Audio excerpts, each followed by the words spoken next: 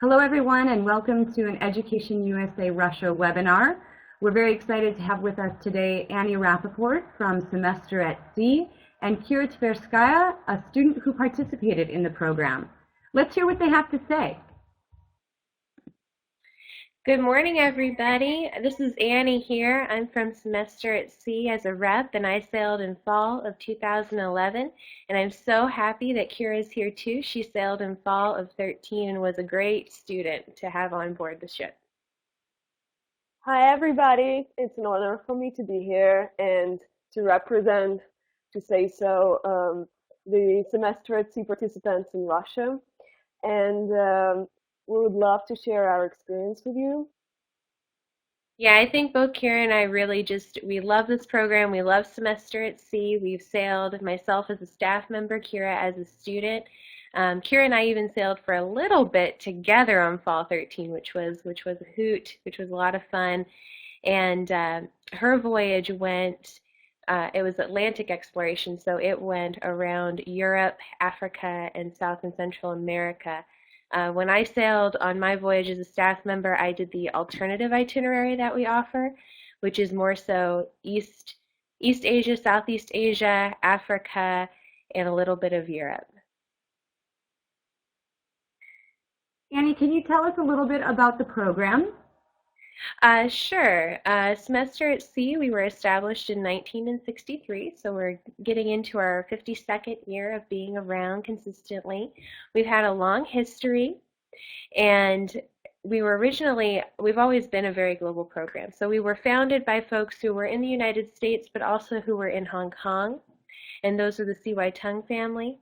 And then our ship that we're currently using also came from Germany. So we feel like we've always been a very kind of global program from the get-go.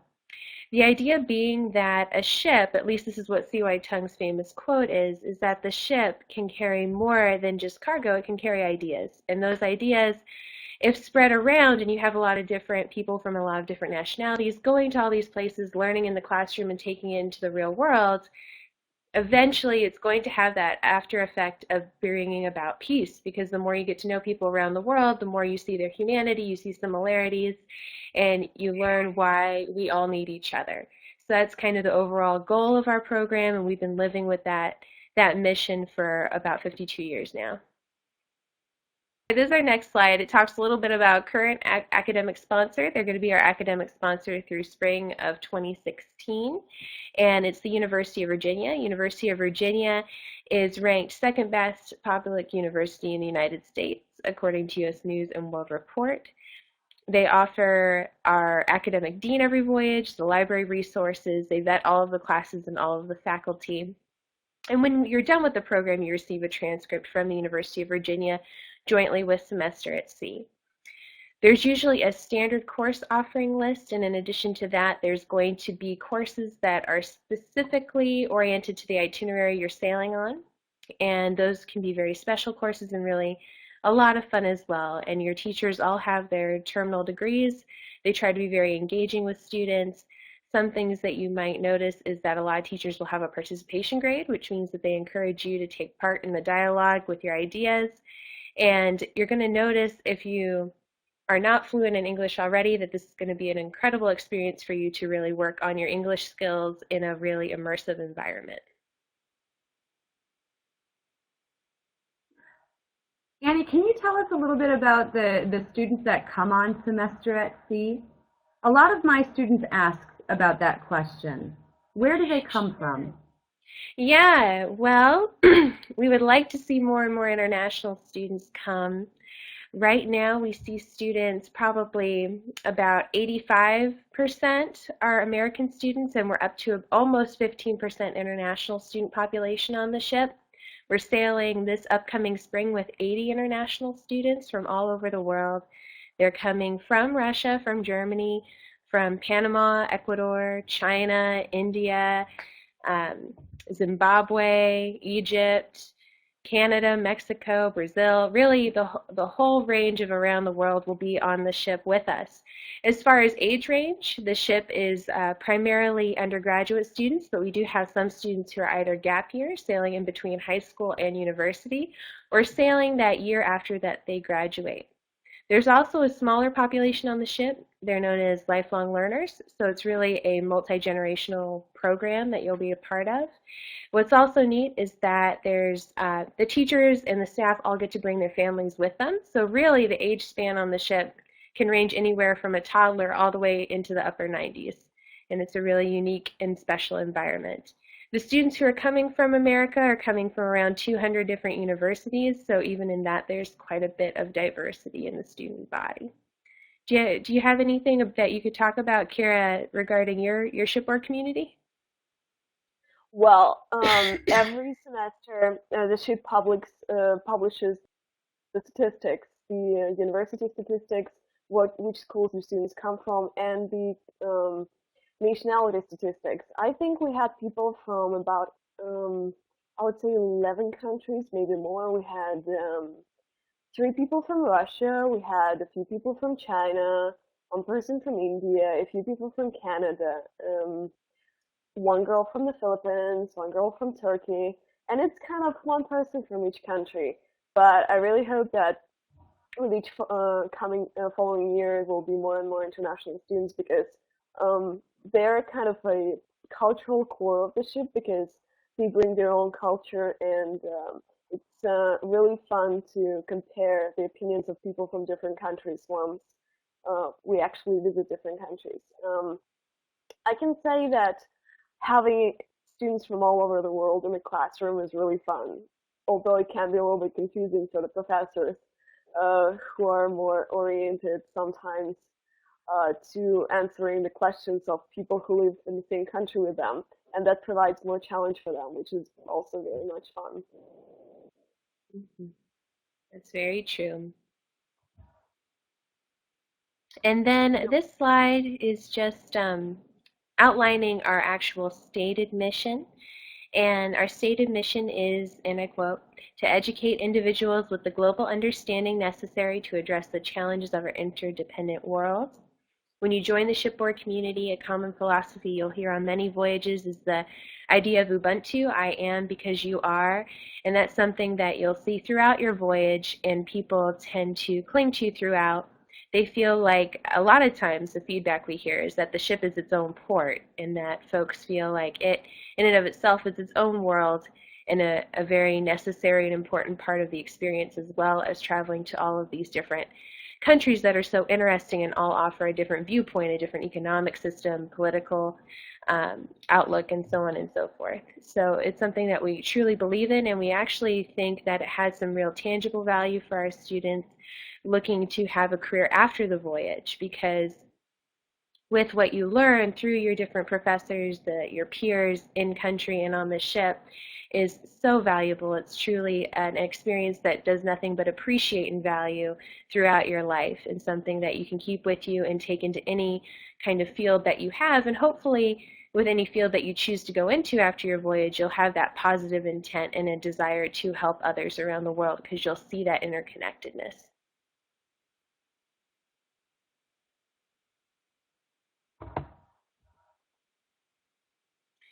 Right now, Semester at Sea offers fall and spring voyages. They range between 105 to 110 days, and they go up to 14 different ports. We have had over 110 voyages and counting. We have over 60,000 alumni from over 1,700 different institutions from around the world. We are having more international faculty join our U.S. faculty on the upcoming spring voyage. We have about 6 or 7 international faculty members. It's a slow start, but we're hoping to continue to increase that. We also have interport lecturers that we try to have for several of the countries that come on board the port prior to their home country and act as an ambassador for their country and their university. Alongside that, we also have interport students who do very much the same role, but it allows the university students to have a peer that's from a university in a country that they are about to explore, which is pretty neat. Our learning environment's based very much on student governance, so we like to see students take the lead in what they want to see happen, both on board the ship and off, whether that be related to community service, student government, fine arts programs, etc. Actually, the slide, when I made it for this presentation, we had 10% of students on each voyage being international. With this next upcoming voyage, we're actually closer to 15%, which we're excited about, and we hope to continue to see that increase. That's fantastic. Yeah. So This is our current ship. Oh, sorry. Yeah, this is our current ship. It's the MV Explorer. Our program has lived through many ships because our program hopefully will always be older than the ships that that we use to house our program on. But the MV Explorer we do like very much. These are just some stats on the MV Explorer. And I would like Kira to answer the question of what is it like to move onto a ship and what's it like to acclimate yourself to that type of living environment? That is my cabin. Like, where's my finger? This is my cabin. Yeah. That's what it looks like on deck 3 inside. There are different kinds of cabins, and whichever you choose, it's gonna be a very big change from your university dorm or the place where you live during your studies. It's really weird to study on a ship. It's you'll never cease to answer questions from people who cannot believe that you actually spent a semester aboard a ship. Like, really? On a ship? What were you doing on a ship?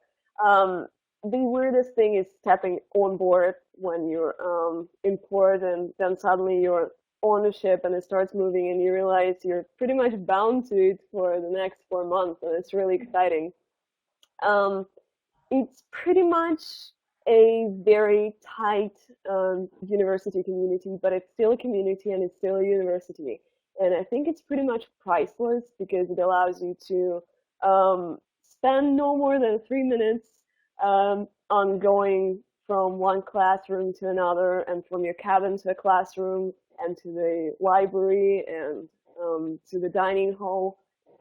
You really, really save a lot of time for moving around the ship because it's not that big. It's pretty big, but it's not that big. And at the same time, being able to have breakfast with your professors and lunches with lifelong learners and then dinners with your classmates, which you don't usually see when you're on campus, it's really great and it binds the community together, and then it's really, really hard to let go of it when the voyage is over. And it's pretty much the schedule on the ship is very flexible. You're your own schedule planner, and you can take 4 classes per day and then only have classes every other day, or you can have 1 class or 2 classes per day. And you also have study days when you're supposed to study, but you usually use it for rest. Um, Maybe study too, and then there would be port days when you do not study.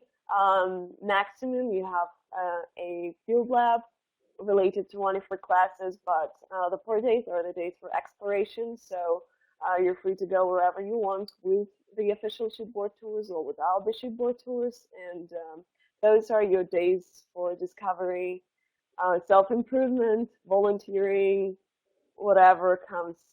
Um, what else can I say? There are 2 dining rooms, there's a pool, there's a little gym, there's a little pie even, which you can totally use. There are, I would say, 3 decks with cabins that you can choose. There's 4 decks. 4 decks. You can also get cabins on deck 5 if you're fancy. There are cabins with windows. They are called outside cabins, and cabins without windows are called inside. I had an inside cabin, and really I didn't feel much difference because when you're on board, you don't really spend much time in your cabin. You're always trying to be out and communicating with people and connecting with people and doing stuff. And there's a lot of activities provided on the ship. They never let you get bored. There are different groups and communities that students form for other students, for their peers. On our voyage, there was an LGBT community, there was a Jewish community, there was a Christian community, there was an a cappella group, and something that there were other groups. It's hard to remember. There was a TED Talk group, which was fabulous, and many, many more.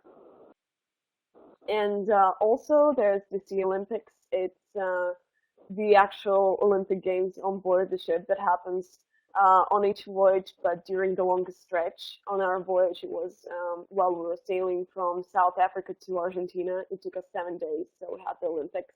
And on the ship, different floors are separated into different sectors, and they're called the seas. I was on the Red Sea, and there's also the, I don't know, Bering Sea, Mediterranean, Aegean, and those seas are providing the teams to compete in the Olympics. There's also Neptune Day, which was my favorite. Wherever I'm at sea now, and I don't know, the seas got rocky and spooky, and people start yelling, "Oh my God, we're gonna die!" I'm telling people, chill. I have the official paper signed by King Neptune that orders all the sea creatures, mermaids, mermen, dolphins, whales to assist us, to assist me wherever I go. So don't you worry. And that's what happens when you pass the Neptune Day routine. It's an ancient marine tradition. When you cross the equator, you're supposed to bathe in some fish remainings, which we did in the light version. Then you have to kiss a fish, and then you have to kiss King Neptune's ring, and then that's optional. But a lot of people shave their heads on our voyage. It was incredible fun. And then the entire shipboard community just jumped into the pool and started a party. It was cool. So those kinds of activities, they follow you throughout the entire voyage, and they just don't let you get bored. That's very true. Those are two of our definitely our top two sea traditions that we have, Neptune Day and Sea Olympics. And they're things that people look forward to quite a Oh, bit. we also have talent shows, two of them. Hmm. The student talent Yeah. show and the crew talent show, and lots of stuff. Yeah, those are so much fun as well. Everybody keeps busy. Sometimes people come and they ask and they say, will I feel trapped on this ship? Will I feel uncomfortable that I'm stuck around this group of people, or will I get bored? And that has never once been the reaction of any student I've met. Everybody, they keep busy, they love each other, they wish everywhere was as close knitted and as engaging and had fun things going on every night. So it's really more so a fun environment and nothing that any student who's already experience has ever expressed any hesitancy or anything about. But that is a common question that I like to address, that some folks do feel that way, but really there's no reason to. It's a really fun community. It's really a lot like a family. Even if you want, you can join what we call an extended family, and that's where a faculty, staff, or lifelong learner is kind of the adult guide or mentor with their years of experience, and then they host a family of different students on the ship, and they have family dinners and events as well. So it's kind of a neat opportunity on the ship as well. This slide is speaking more so to what we have available to students. Some people are very intrigued by how do you make a ship into a university. Well, what we did is we converted a used cruise ship, and we turned what used to be different areas of the ship into classrooms. So there's 9 classrooms on the MV Explorer. There's common areas for study. There's a library, a computer lab.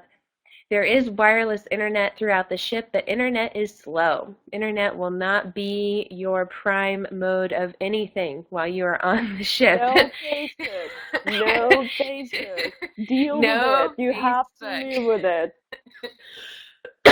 No Facebook. And although, maybe one day we will be able to offer better internet with technology in the future. Part of me hopes we never do, just because it's so neat to see people unplug and actually live in the moment and not be so worried or so occupied with documenting their experiences, but rather living them, having conversations with people you meet, looking at them in the eye, not at your phone. These are also skills and also things that you'll have great takeaways from the shipboard community. The ship does now have email. Back.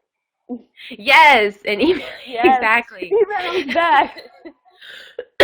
An email is back, and so those are just things to keep in mind. It's a really neat thing. We do offer it, but I don't want people to get to think that they're going to have the same internet on the ship that they do wherever they may be from, because I guarantee the ship is slower. It's a lot harder to get bandwidth to a ship on the ocean. And so it's just something that you need to adapt to. But once people do adapt, it's really, I think, can be a healthier environment for everybody involved. We have a wellness center, a fitness center. We have sports on the ship. There's intramural sports. People do volleyball, basketball, yoga, dance. Some people like some popular workouts that have been going on. So we usually have people who do something called Insanity or P90X workout sessions. There's the added component of keeping your balance while you're trying to do all of these things. Deck 2 is our all of our facilities for students, because you need these facilities when you're going to go abroad and you have this community on board a ship. So we do have a medical clinic. We also have a couple of psychiatrists on board, and we try to make these resources available to the students because everybody is going to need them. Everybody gets sick at some point, and you need to know that you're in a safe environment and one that can take care of you. In addition, you're going to all these different places ranging so much, and every person I've ever met does experience some level of culture shock. And so at some point during the voyage, it is going to be important to have a place where you can reflect, whether that be with one of our psychiatrists or whether that be with an onboard event devoted to reflection, or someone you just feel comfortable with talking to after you've been to a port. So just keep in mind that those resources are available to you. Oh yeah, and there's also free seasickness pills and free condoms. I had to say that, sorry. We do offer both of those things in our medical, yeah, both of those are free. Oh, so this is why Semester at Sea is so different from other programs, and it's the combination of taking students out of their homes, bringing them to a shipboard community, and then taking what they learn in the classroom and taking it into the real world, but not just one element of the real world. You're going to, say, 12, 14, 15 different countries. And what are some of these experiences like? Well, students can participate in a student exchange with other universities, maybe do a stay at another university or go and participate in a day of classes. A lot of times we have the Archbishop Desmond Tutu who comes and visits the ship when we go to South Africa, or sometimes when we don't. Sometimes he sails the leg. And he is a really wonderful person to get to meet and to get to know, and a big supporter of the program. Sometimes students will go to an NGO. Maybe they'll do an internship at one in Ghana, or maybe they'll do one in South Africa, etc. Depending on where you go, you're going to maybe get to see some really interesting war history of many different wars. Some of our trips go to Hiroshima in Japan, the killing fields in Cambodia, the Chu-Chi tunnels in Vietnam. If you're interested in fine arts, you can do things. I personally did this when I did the jazz safari in South Africa. You might look at theater in Ireland. You might look at biology and wildlife in Costa Rica if your interests lie in environmental science or biology. So you can see this list and you can see all these different things that you can do, and there's going to always be more to do than you have time to pick to do. But no matter what you decide to do, it's going to be a really fulfilling experience. And then I believe when we get to the next slide, this is just expanding upon just how many different things can you get to do. And so I thought I would ask Kira, what was one of your favorite experiences in country that you did? Well, okay, my personal kind of resolution was that I would very carefully plan my budget and I will not purchase any tours offered by the ship just because that was too easy. They would plan everything for you. They would provide transportation for you. They would do everything for you. This is not challenging enough for me. So I decided I would plan all my adventures by myself, sometimes without any preparation. Sometimes it worked, sometimes it didn't. Most times it worked. Let's see what I did. Well, in St. Petersburg, as I was an Interport student, the only person from St. Petersburg, Russia, I was showing people around all the 4 days. I was taking them to different museums and historic parks and palaces, and I was answering tons and tons and tons of questions that I never expected to hear but it turned out that people's knowledge about Russia is very limited nowadays. Um, in Europe, in Germany, I went to, well, in Germany, the ship docked at least in Hamburg. And Hamburg has a fantastic Kunsthalle. It's the art gallery, the city's art gallery, and the Kunsthalle in Hamburg was, I did not expect it to be that good. It was fantastic, it was really cheap, and it offered some really brilliant European, German art, even some Impressionists. And also, not far from Hamburg, there's a city called Lübeck where they produce marzipans, the birth city of marzipan. So yeah, we went there. It's a very beautiful medieval city, and we had a lot of fun. Then by ourselves, we had an adventure traveling from Belgium, from Antwerp, Belgium to Luxembourg, and then to France, Paris, and then to Le Havre to meet the ship. That was during one of our overlanding times. Overland is what we call a situation when you can choose whether you travel in between countries on a ship or you travel by yourself. Most people choose to travel by themselves. It's usually either the same country or it's two neighboring countries, as it was in our situation with Belgium and France, and we had it with Portugal and Spain. We had it within Ghana, and that was really neat. Um, in Morocco, we did a camel trek.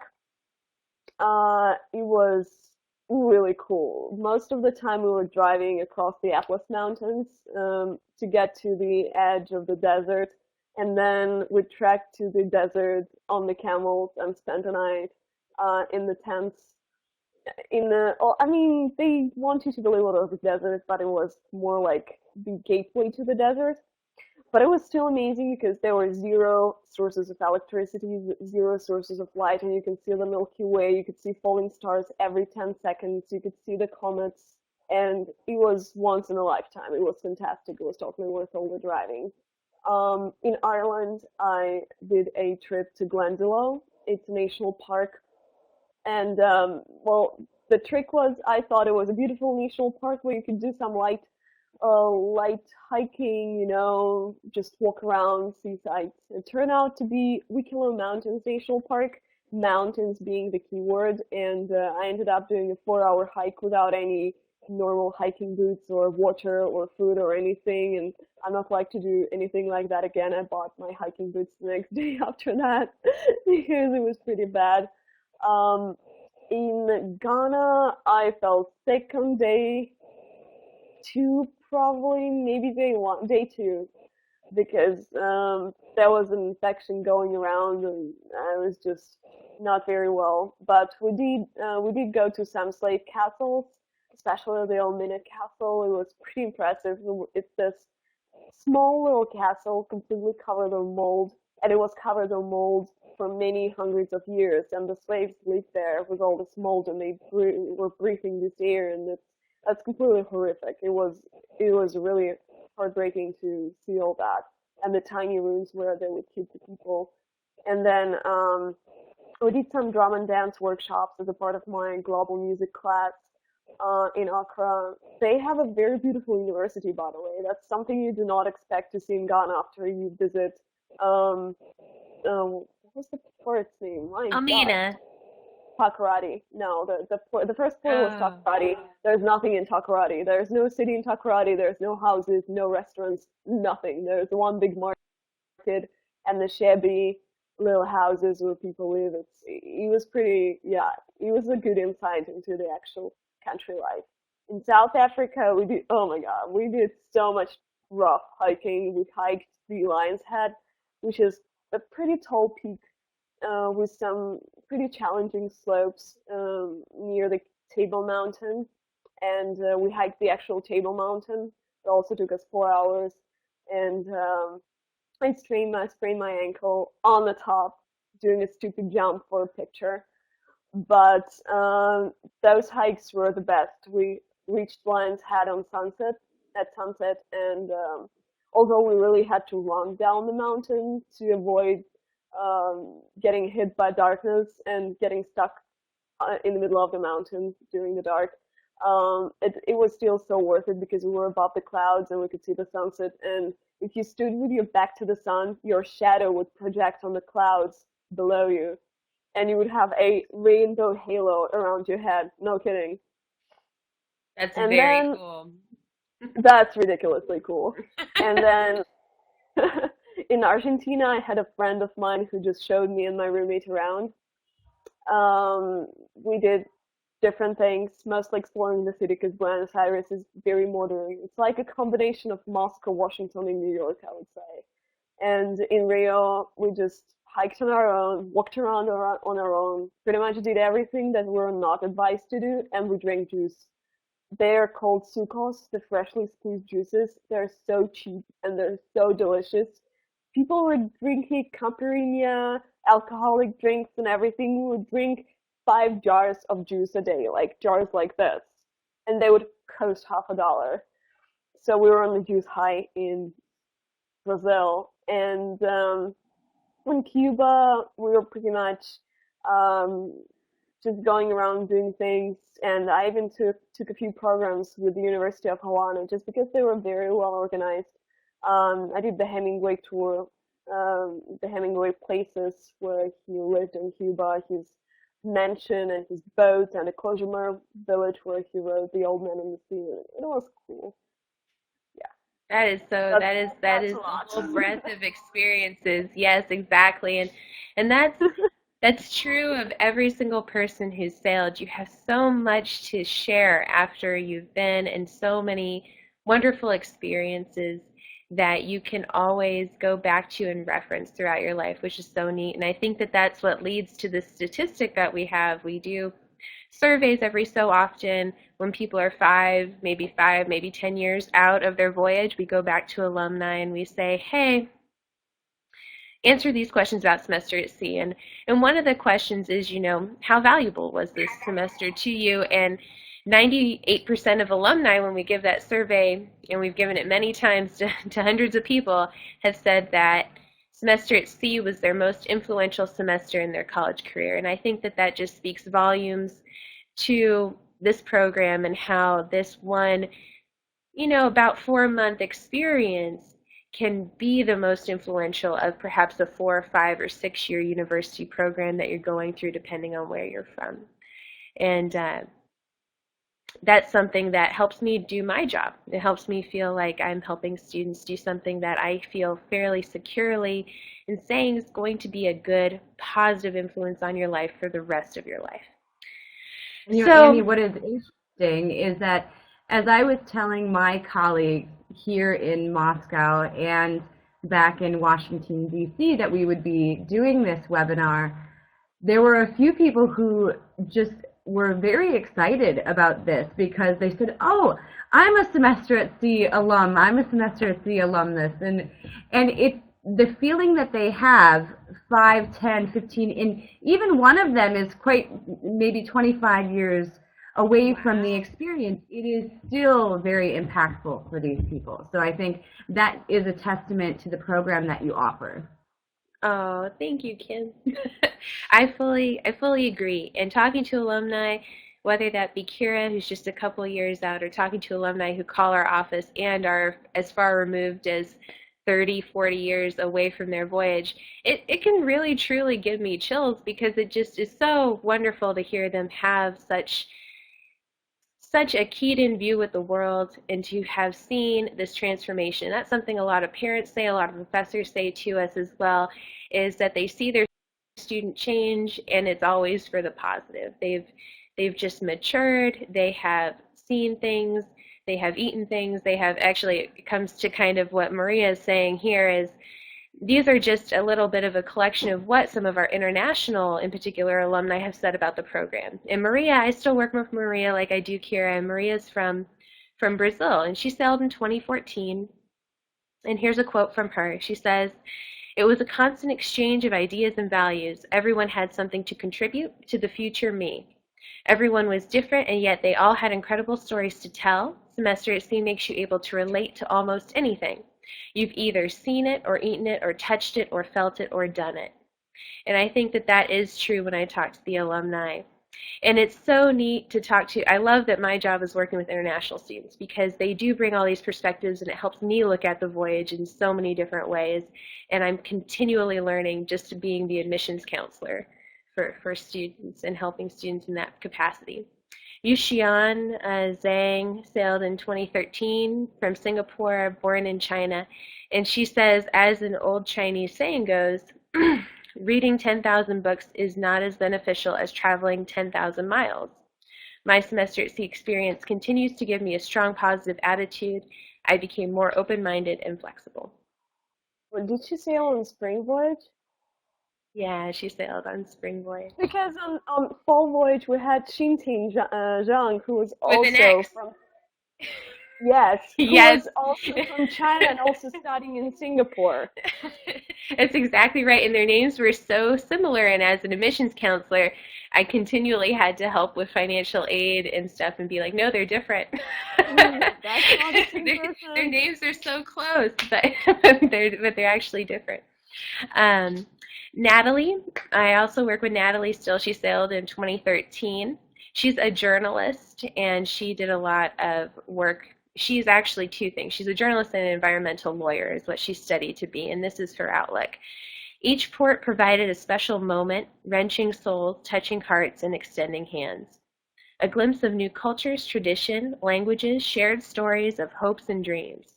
A close-up view of the vestiges of war, apartheid, genocides, and repressive government and its impact on people's lives. The experience of semester at sea is unique and the best one I will have. Then we have Kenrick. Kenrick is from India but studied in Qatar. And he says, between the diverse group of people, the varied experiences, and the solitude of the sea, I've learned an incredible amount about myself and the people around me.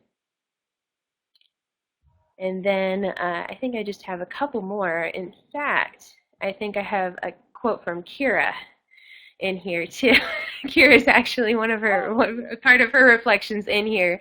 I can read it. Yes, Kira can read her own quote because I would feel weird reading it in front of her. And we have Abulay, and Abulay sailed with Kira. And Abulay, you liked it? Yeah, he was great. He's fantastic from Kazakhstan. He's wonderful. Yeah.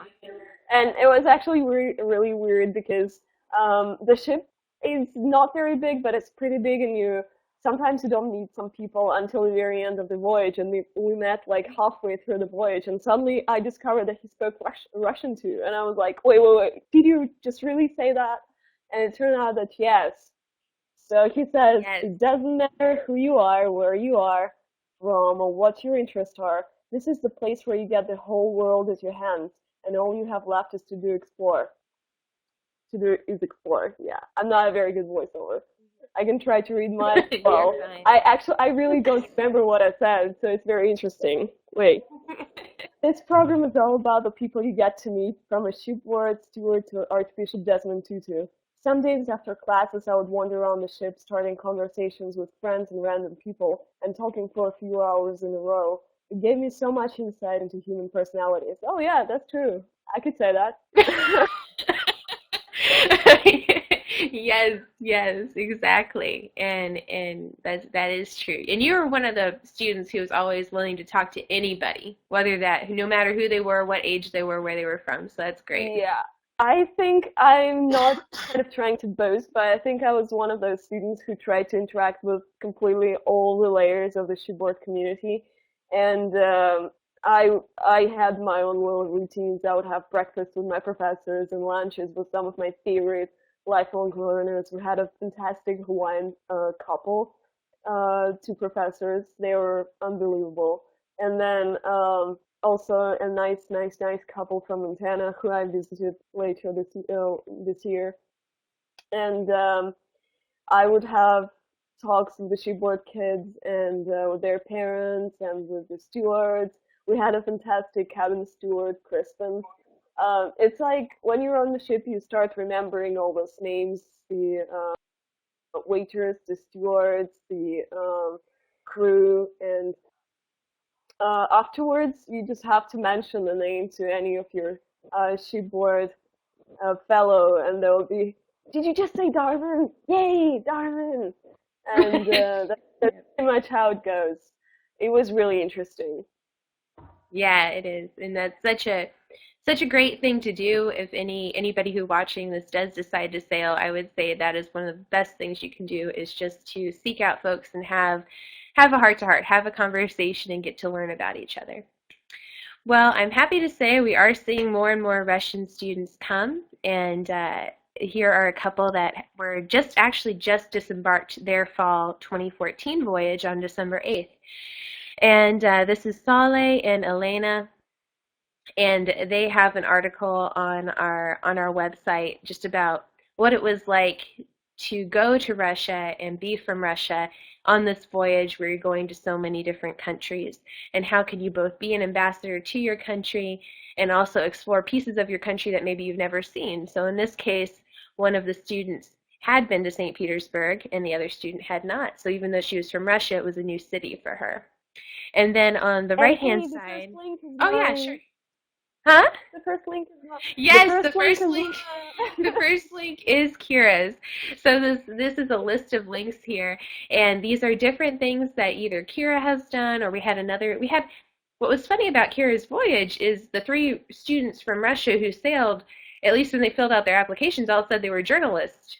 So we had Yeah, three that happens. journalists study Russian students. So I have now this nice little treasure trove of videos and articles because it was what Alex and Ksenia and Kira were all inclined to do to begin with, was to document experiences and to do videos. And Kira was one of our scholars, and as such, she did a documentary. And so one of her Yeah, links is right there. it's not really. That's not my link. That's the link of a video done about me. Our Oh, videographer that's that decided one. kind of interesting, so he did a video about me in St. Petersburg. But I do have a video of my own, and it's in Russian. I don't believe you have a link here, but I will email it. I think you have it somewhere. I thought I put it Um, in here, but if I haven't, I do hope that anyone here can probably get a hold of myself or Kira and get it, because it is neat. It is in Russian, and it is it's fun to watch. I enjoyed watching it, and I I don't speak think Russian. I can even give you the name. You can totally find it on YouTube without much effort. I think it's called Carpe Diem. It's like Carpe Diem, but only VIAM. Uh, Carpe Diem. For any of our Let's see virtual what it says. audience members out there, what I might suggest is if you would like to receive any of these links from us, you can contact Education USA Russia through our general email address, which is advisor, ADVISER, at educationusarussia.org. So please go Perfect. ahead and contact us there, and we'll make sure to get you all this information. Yes, that would be perfect. Thank you, guys. That would be excellent. And then we're coming close to wrapping up our presentation, but I do think there might be one or two more slides. And one Like is just scholarships. looking. Yes, we do talk about that a little bit. So one is what is the how do I put it? What do our faculty think? And here are just a couple of quotes from faculty. What do they think about our students and about the community? One is, students learn how easy it can be to respect people from other cultures as human beings with the same wants and needs that they have.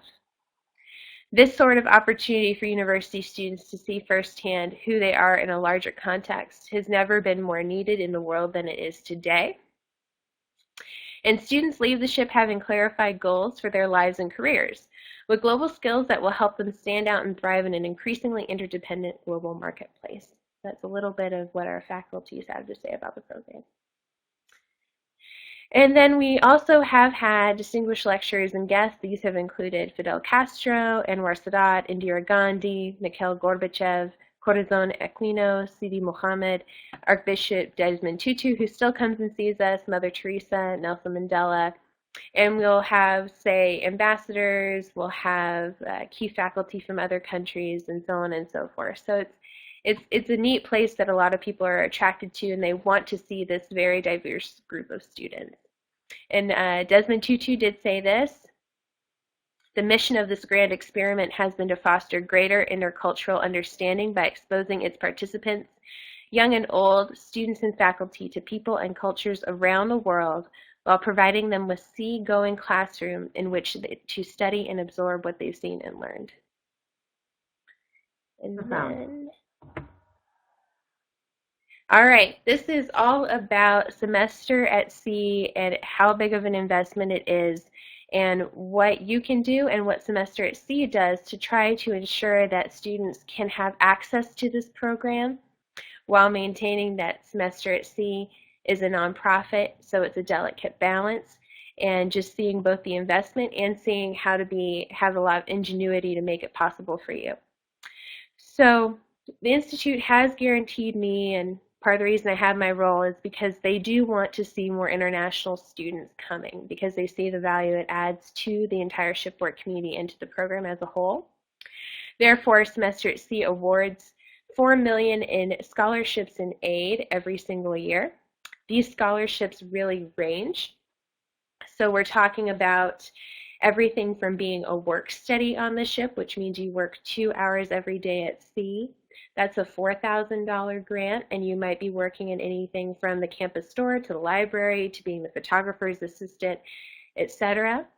There's need-based grants. Those range all the way up to $10,000 towards your voyage. There's need-based grants that range to $5,000 for your voyage. There's an International Student Scholarship Award that's actually only open to international students who are both from another country and currently go to school in another country outside of the United States.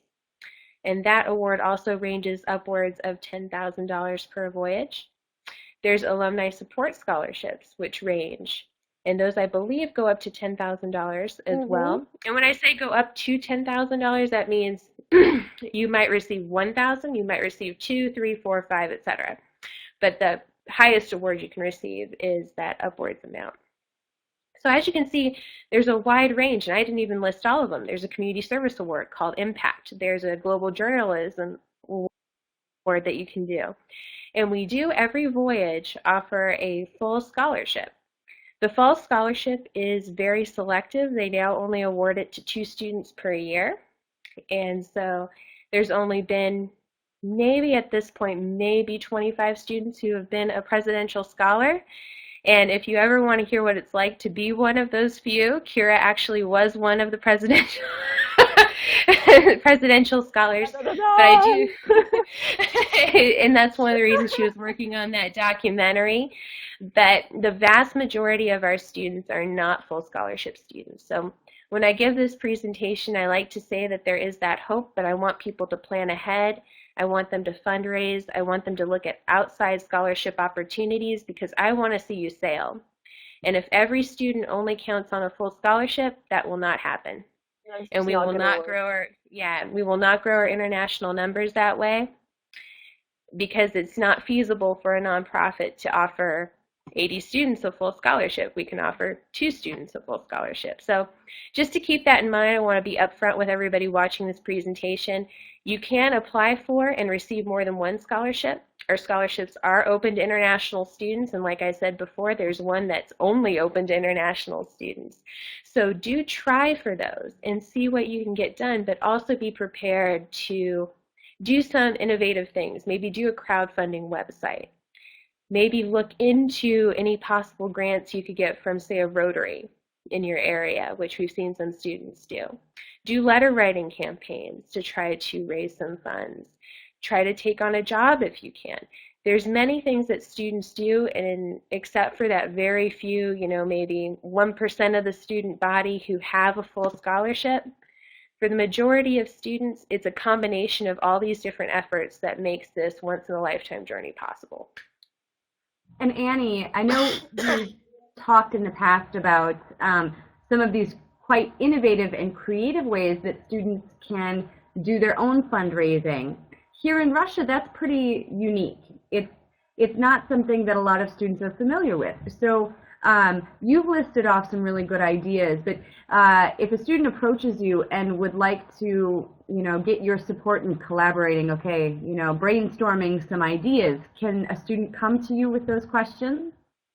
Yes, they are more than welcome to come to me, and I will most likely put them in touch with a mentor, and I'll work with them myself to try to make some of those a little more feasible for the students. And working with students from all over, there's amazing things you can accomplish just by trying and not kind of.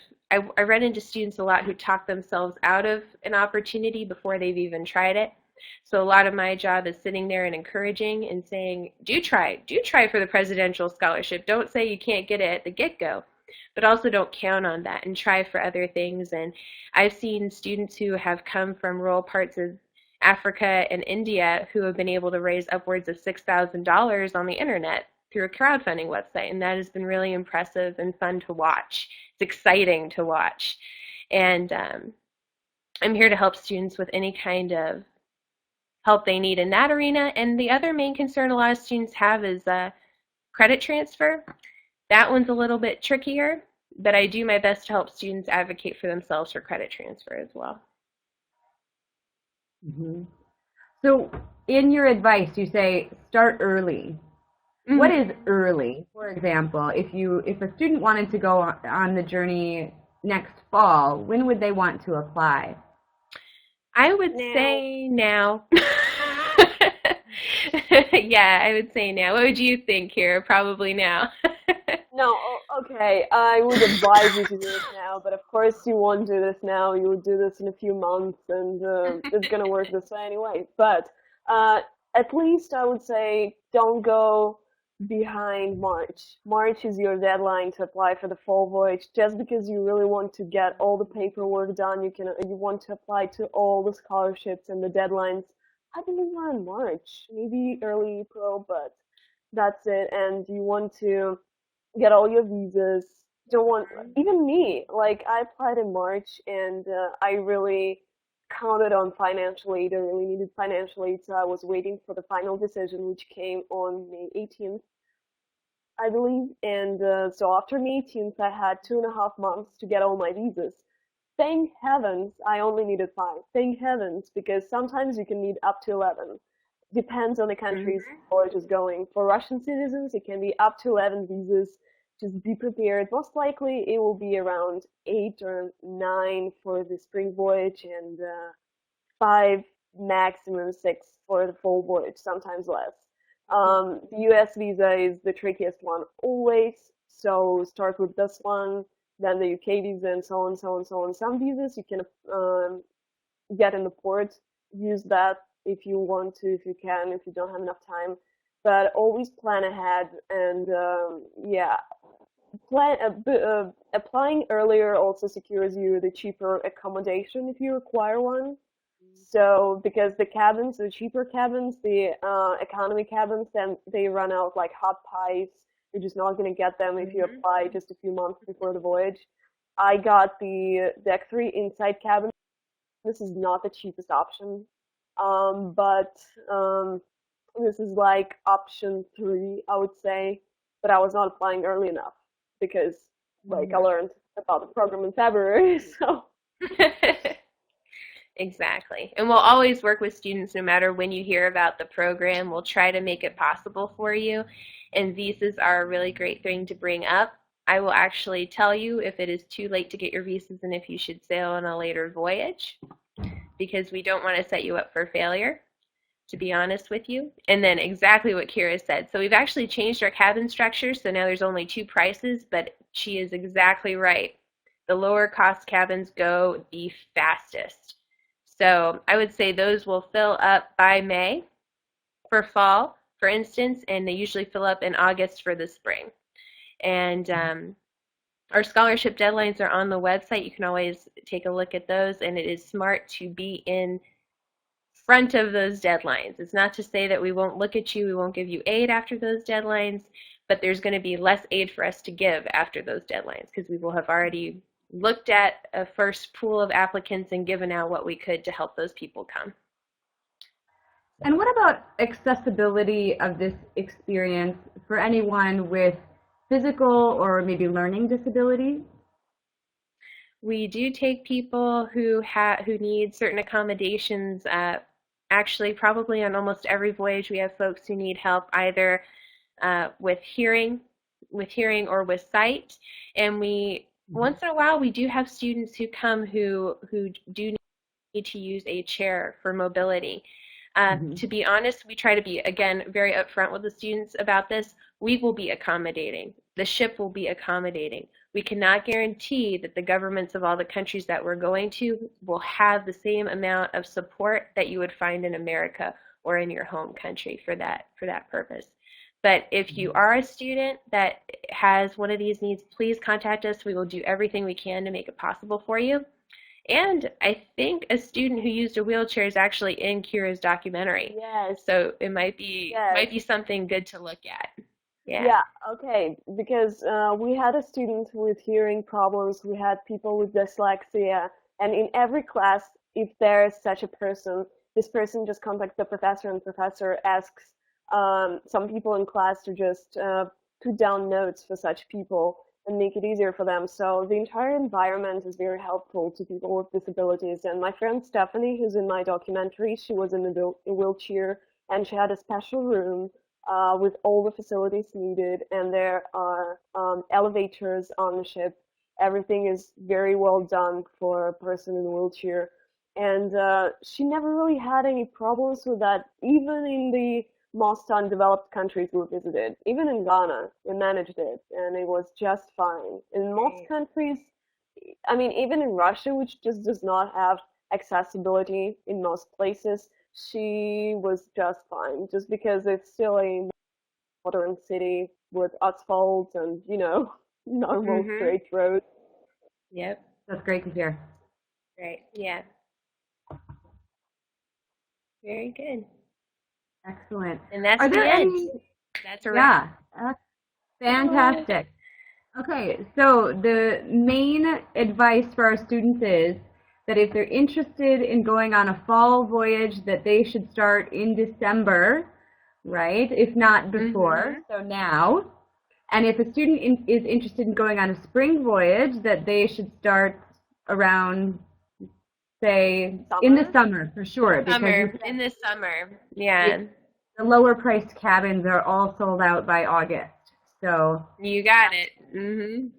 And then if there are any questions that you all have, make sure to get in touch with either us here at Education USA, but I will also be posting Annie's information as well as the website for this Semester at Sea program, so you will be able to get in touch directly. All right. Thank you all so very much for being with us tonight. This was a great presentation, and we really hope it's something that will reach many different students across the country and our region. So thank you. Yeah, thank you guys. Thanks.